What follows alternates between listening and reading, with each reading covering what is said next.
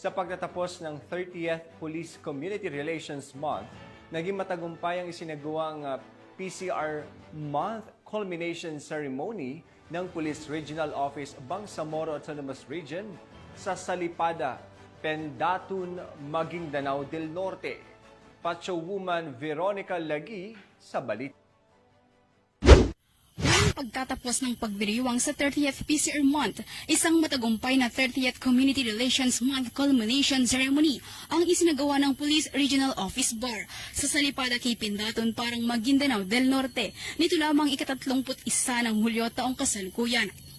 Pinangunahan ni Police Brigadier General J. Senesi de Guzman, Regional Director ng ProBar, katuwang ang regional staff, stakeholders at aktibong dinaluhan ni Attorney Fad A. Candao, Regional Director ng Napol Combarm, na nagsilbiring bilang panauhing pandangal. Sa naturang seremonya, binigyang pagkilala o parangal ang mga kapulisan at organisasyong naging katuwang sa pagpapatupad ng mga makabuluhang programa at aktibidad na tumutugon sa pangangailangan ng komunidad sa pamamagitan ng paggawad ng Plaque of Recognition.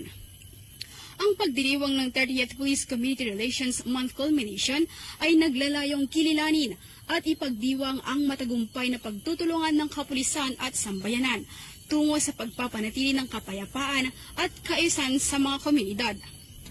Layunin din itong bigyang pugay ang mga inisyatiba, programa at mga individual na naging bahagi sa pagpapatibay ng ugnayan sa pagitan ng pulisya at mamamayan sa ilalim ng temang "Sa Bagong Pilipinas, ang gusto ng pulis, ligtas ka". Binigyang diin din ng naturang aktibidad ang pagpapalalim ng diwa ng pagkakaisa, malasakit at pagtutulungan para sa mas ligtas at mapayapang pamayanan. Mula rito sa rehiyon ng Bangsamoro, ako ang inyong Police News Network Correspondent, Patrolwoman Veronica Lagi, alagad ng batas, tagataguyod ng Balitang Pulis.